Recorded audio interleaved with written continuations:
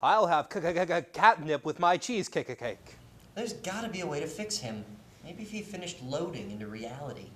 Jeremy, why aren't you doing something? Why me? He's your girlfriend. You most certainly is not, and I cannot just yell, reset. Well, this show just got a lot darker. You're not funny. Where are Jeremy and Lucas? And so the manhunt begins. Because this is Nerdcast. To the Batmobile. Let's go.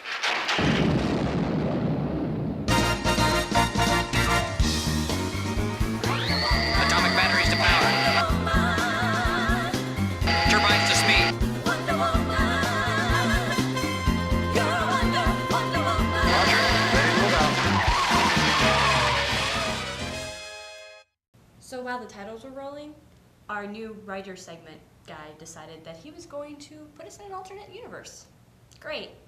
What the AI then told us was that this universe requires alternate main hosts to the show. Hence, Jeremy and Lucas are missing. So how are we going to get them back? We'll have to think of something more clever than our writer and the AI. Let's try thinking of something while we do news and views. You can think. Hey guys, so remember how I mentioned Fable Anniversary will be released soon? Like, in a few days soon? Well, it'll be bundled together with Fable 2 and 3. Nope, there's nothing special about that except it's the bundle. So if you already have those games, keep your lunch money. 2K and Bethesda have teamed up to release 2 bundles in North America. The first bundle includes The Elder Scrolls V, Skyrim, and BioShock Infinite. The other has Borderlands 2 and Dishonored. All of them are already good games, but I also already own them all. Which is why people who just got the 360 or PS3 for Christmas should look into getting these. And speaking of Bethesda, Elder Scrolls Online received an M rating from the ESRB. However, Bethesda is not going to change the content of the game to lower it to a T, and I really can't say that I blame them. See, here at Nerdcast, we understand that games truly are an art form, and that Bethesda just created the game they saw in their vision of that world. We respect their decision not to change their personal masterpiece. Plus, that means whiny 13-year-olds will have to get the game from their moms, giving us adult players a few months of peace. The more you know. The HTC One might be getting a successor soon. It's expected to have a screen of at least 5 inches and a snazzy Qualcomm Snapdragon processor. No word yet on whether they'll keep the HTC One name or pick a new one, but I vote the HTC 1.5. In other news, who killed Laura Palmer's? Twin Peaks is not getting a revival as rumored, but a Blu-ray box set instead. Yoshi's New Island for the 3DS got a release date, and it's March 14th in North America. Ew, for the Wii U? I thought you said 3DS. I mean, yeah, I wasn't really listening, but this game does not deserve to be on a home console. It's okay, Mitch. I ignore you too. Also for the 3DS is Cut the Rope, Triple Treat. This popular mobile game includes the original Cut the Rope, experiments, and time travel. Get the free version on my phone, or pay too much money for the game on a console it wasn't designed for. Tough decision. This might make it a little easier. Activision is the publisher.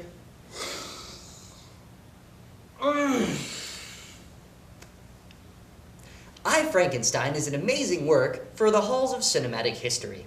Anyone trying to become the next big director or screenwriter needs to see this movie because it is an astounding example of how a movie can leave audiences full of questions.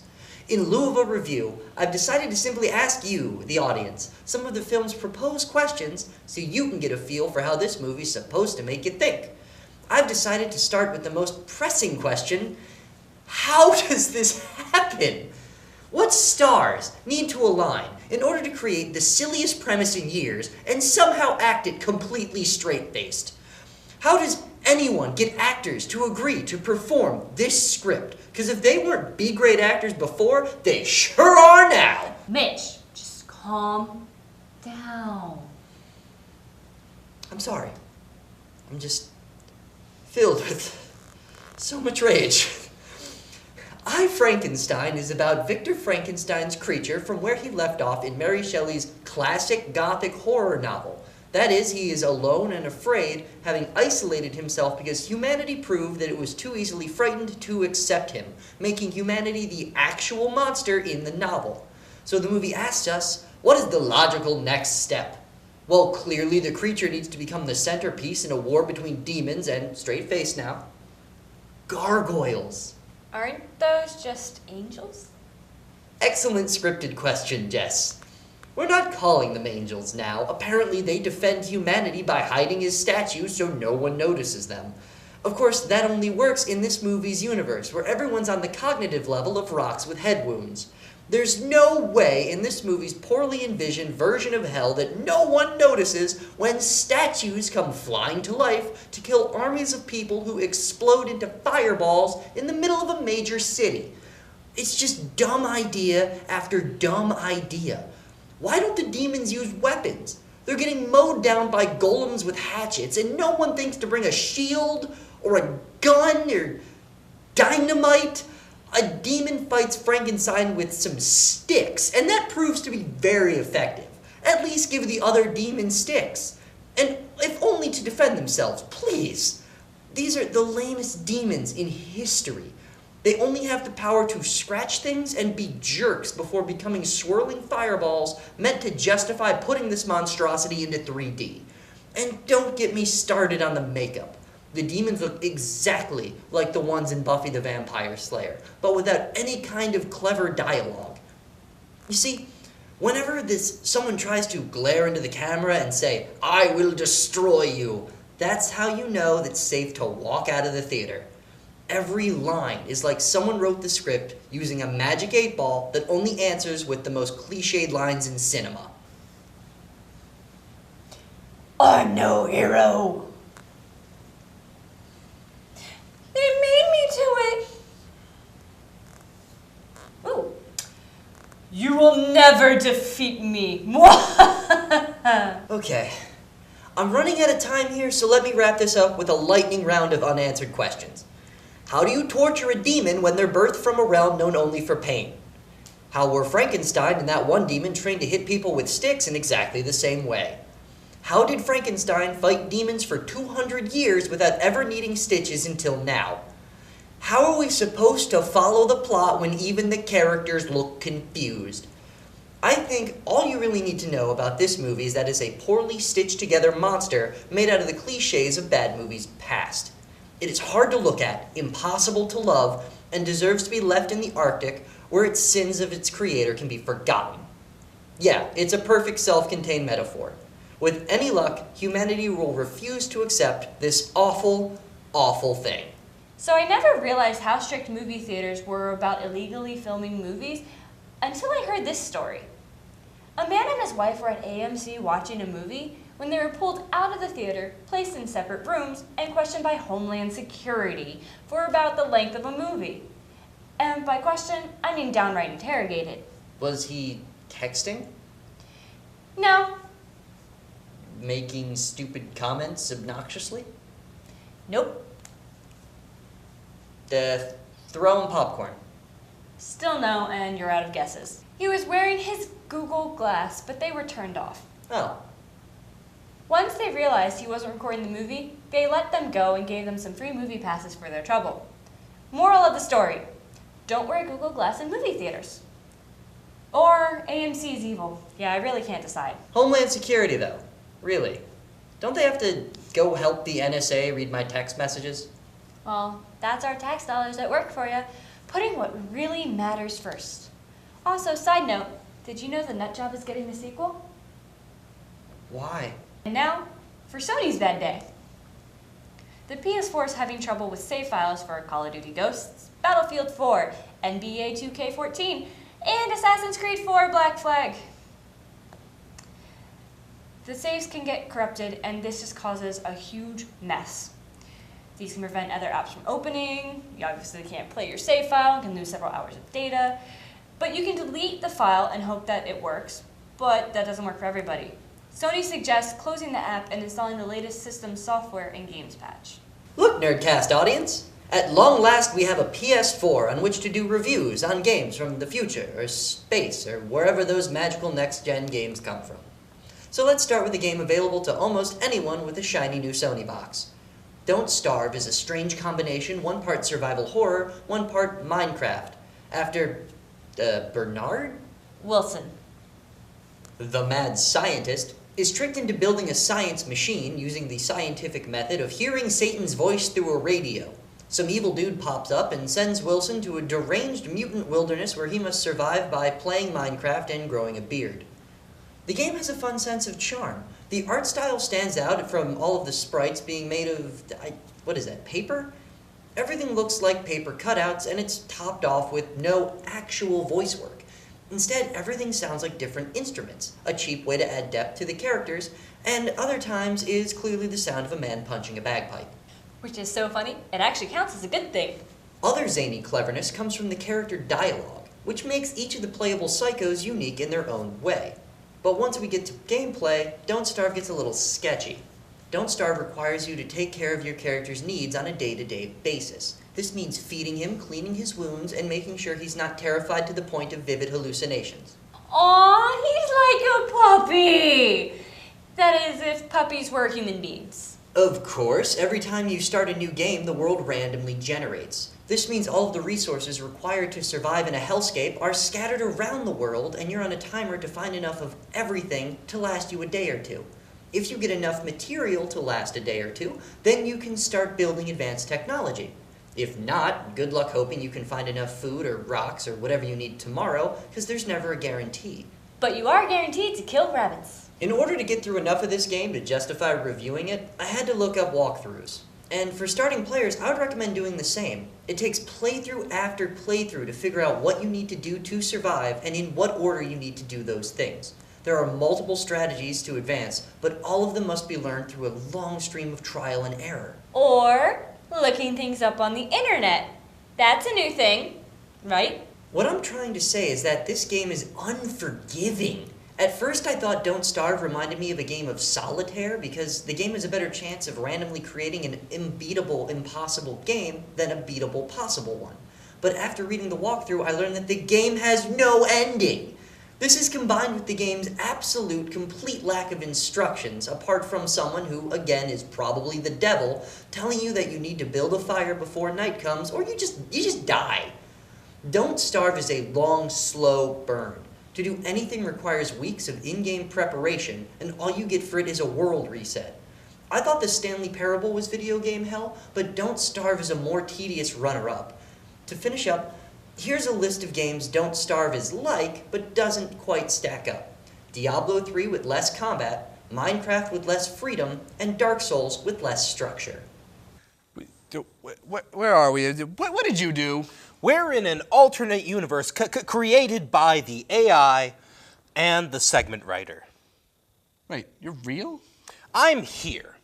Think of it as a comic reboot where new characters are introduced and old characters are given fresh new origins. And why did we get rebooted? It's just more interesting for the story that way. I would heavily disagree, but I really don't feel like it right now. Let's just, whatever, do our intro for, words with pictures. In a piece of interesting news, BBC announced that they signed a deal with Titans Comics to publish Doctor Who comics. Doctor what? I am not doing that bit again, no. Titan has had some creator-owned success with series like Death Sentence, Lenore, and Tank Girl. Creative teams and doctors that they'll focus on will be announced in the upcoming weeks. And Titan will release their first Doctor Who issues sometime this year. Justice League War is coming out soon, but DC's already thinking ahead to their next animated movie. Loosely based on Grant Morrison's seminal Batman and Son story arc, this movie is titled, wait for it, Son of Batman. Wow, such a clever title. Damian, the fifth Robin, will make his long-awaited debut in animation on May 6th. And even if you've read his comic debut, don't scoff this one aside. Son of Batman will not be a shot-for-shot adaptation of Batman and Son, delivering an original take on the tale revolving around Deathstroke staging a coup on Ra's al Ghul's League of Shadows. It's going to be awesome. And DC's been talking about this for a while, but the date's finally been set. The new weekly series, Batman Eternal, begins in April. It feels like we've been waiting an eternity for this one.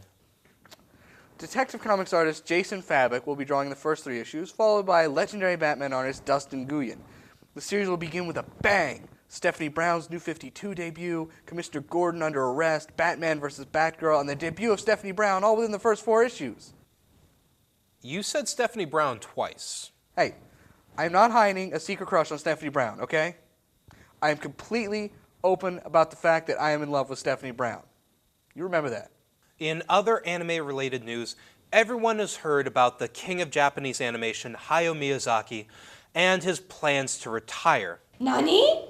which he announced would be right after the release of his recent 2013 film, The Wind Rises. Naze?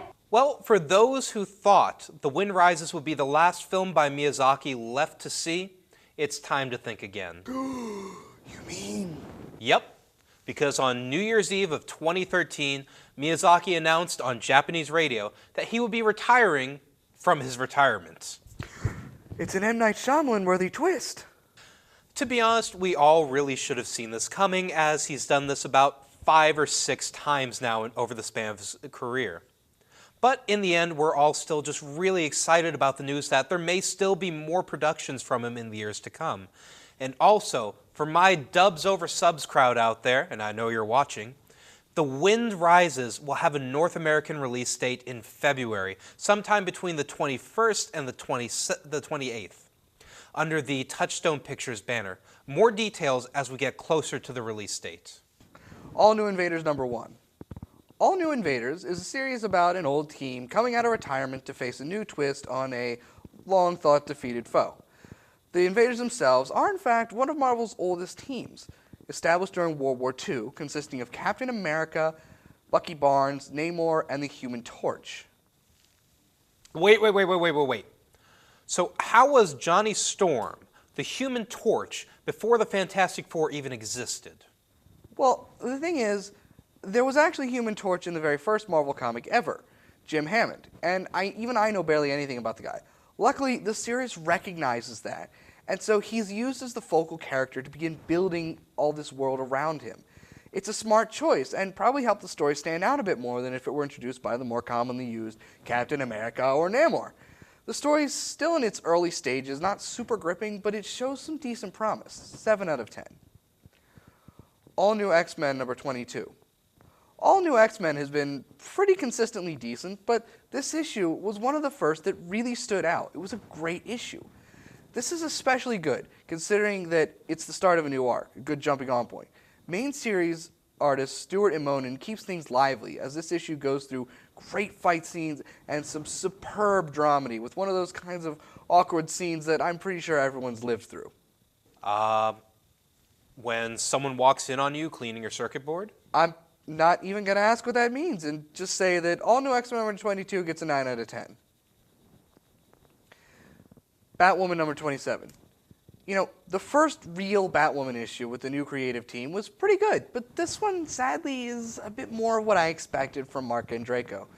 The whole thing wasn't exactly bad, it was just riddled with problems.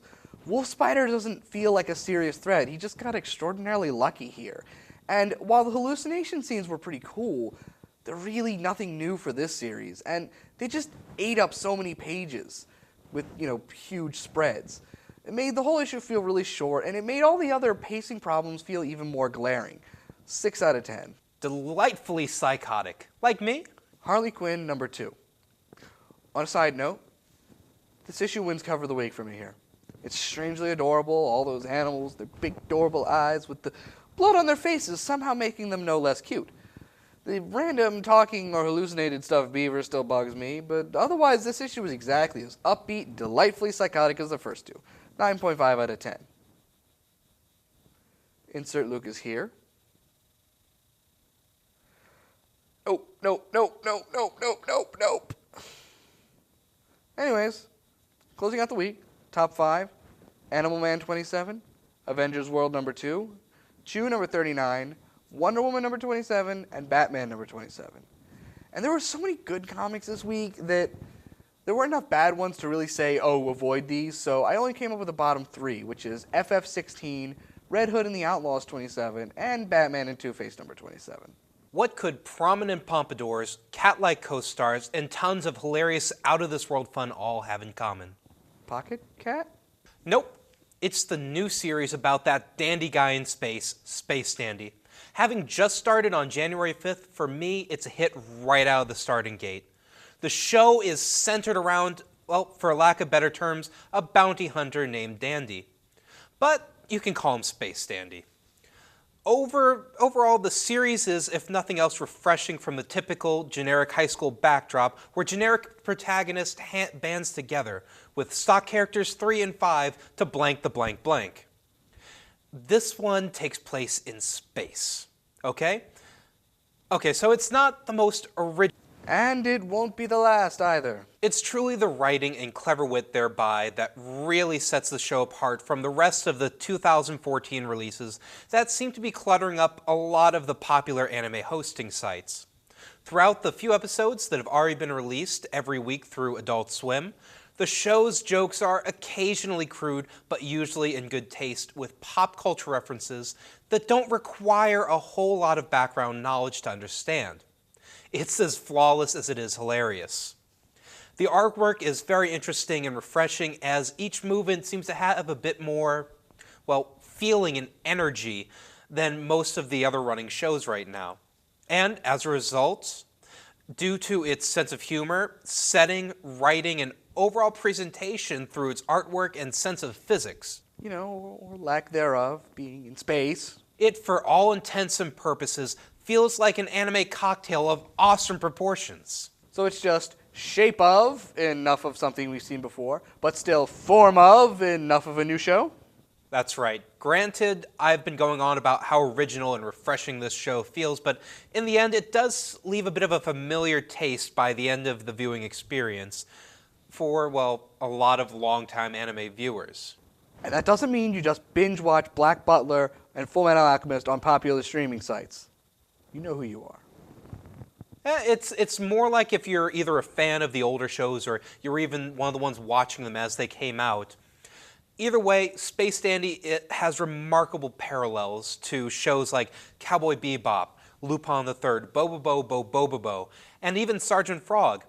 That said, it doesn't really copy these shows so much as it takes the best elements of each to create something truly amazing. And if you haven't gotten a chance to see it yet, I'd highly suggest giving a shot to That Dandy Man in Space. Space Dandy. Oh my god, I got them. I'm putting them on speaker. Lucas, Jeremy, you're okay. How are you guys doing? It could be worse. Which one of you is the female host? Why is that your first question? Because it matters. God, Mitch, stop being so insensitive. Yeah, that's just rude. Well, I think that answers that question. And with that, let's go to Good Bad Random. Good. It's made by Infinity Ward, who made the better parts of the Call of Duty franchise. Bad. Some jerk leaked footage of the alpha version, which was under a non-disclosure agreement, so not only is he getting fined, he might ruin it for the rest of us. Thanks, guy. Random. The game's devs claim that they're going to eliminate camping and quickscoping. Yeah, sure. We'll see about that. Good. Everyone gets their own personal Gundam. Bad. There's no single-player story missions, no campaign. So anything that gives you any little bit of a story is going to be live multiplayer, and unfortunately, we have no idea how this is going to work for new players. Random. Everyone gets a Gundam. You get a Gundam, you get a Gundam, he gets a Gundam, I get a Gundam. Good. There's awesome parkour, wall running, and jetpacks. Bad. The internet is already exploding with criticism for a game that won't even be out for a year. Like, really, guys? You're the people that put the reviews up before the game's even released. Random. The game is not going to be out for months. Stop getting angry at nothing, internet. I know what you think, but stop. How could you say that about Lucas? What do you have against girls? I didn't mean it like that. Liar! No, let me explain. Fine. You have the designated 3 to 5 minutes left to live. Okay. Philosophy of. Philosophy of, normally, is where we delve deeper into the souls of our favorite shows, movies, books, and comics. We do our best to present to you all of the ideas that go into these things so you can better understand how nerdy we really are. This time, so that Jess doesn't murder me and so that I can redeem myself to Lucas, we're doing things just a slight bit different. Pop culture is built upon stereotypes, but one of the worst examples involves women. If mainstream pop culture had their way, the only women walking around would be the uptight expletive or the airheaded other You can't expletive. say that on TV. Or the damsel in distress. But ladies, I offer you another alternative. And guys, I offer you another perspective. The heroine. One of the things that I feel makes fantasy and sci-fi a much more rounded out genre than their competitors is their willingness to allow female characters the chance to be villains, heroes, and oddballs. These genres take women and not only make them stand out, but makes them equals. Look at Joss Whedon's Firefly. Mal Reynolds is a man's man. He's tough, he's a smartass, he stands his ground against some frankly really scary people, but Zoe scares the crap out of him. Kaylee is smarter than he is, and Inara is his opposite but equal. Mal walks around like he's in charge, but when it comes to these three women, he's completely outmatched. While we're speaking about Whedon shows, Buffy. Remember her? Chick who loved a vampire, but didn't throw herself off a cliff for him. Instead, she became the Slayer, and a kick-ass heroine who just about anyone could respect. In just about all of Whedon's shows, there are strong female leads, and he's made it very clear he intends to keep it this way. Let's look at another well-loved sci-fi icon, Doctor Who. The Doctor is the most powerful man in the universe. He can outthink, outmanipulate, and outrun anything writers can throw at him. But, and don't hate me Whovians, he would be nothing without his companions, especially his lady companions. Why? Well, because they are what keep him fighting. They give him someone to impress, and more importantly, someone to live for. Whenever the Doctor is at the brink of self-destruction, a pretty new companion shows up to help him out. And remember what life is all about. These women, and I know not all of his companions are women, but in this case, these women embody the idea that you can have both tenderness and bravery. More examples. Let's go to Hogwarts. Hermione, to quote Emma Watson, taught girls that they could be the warrior. She was smart, confident, resilient, and a little bit flawed. Yes, flawed. Hermione may have been brave, but she wasn't fearless. Confident, but insecure. And that was what made her great. She was real. Girls could be her. There's also Ginny, who didn't crumble when her boyfriend broke up with her. Instead, she stiffened her backbone and chose to fight, to take a stand, and to prove that she could be strong. They weren't the main characters, but they were every bit Harry's equal. So, now that this philosophy of has turned into a nerd rant, let's bring it back to philosophy. What is a hero? Well, the answer is simple. It's the good guy, right? It's the guy who embodies all the best traits of mankind, goes charging in to save the day, and sometimes just a little bit flawed and looking for redemption. Sometimes they're too perfect and they make you sick and you can't watch them, but they're always acting with the best of intentions, because they're the hero. So knowing that, what is a heroine? It's not the drug. A heroine is the female version of a hero, but with more leniency. We, as a society, allow our lady heroes emotional expression. They're allowed to be vulnerable and still capable of ass-kicking. And they're allowed to have real feelings. Look at Allura from Willow. She was a baby. Of course, lady heroes are also allowed to have emotional damage or mental illness like PTSD, like Katniss from the Hunger Games. So now here's the philosophy. Sci-fi and fantasy, based on the numerous examples of strong female characters, have embraced the feminine and it's made them stronger. The role of the women in two of my favorite genres is the same as for men. Okay, it's not much of a philosophy, but it's critical analysis of the fundamental assumptions of the female hero in fantasy and sci-fi. Mitch, you fail. Are you still gonna kill me? Well, I guess you've mostly redeemed yourself. Then I did not fail. Oh, I hope Lucas and Jeremy are getting along wherever they are.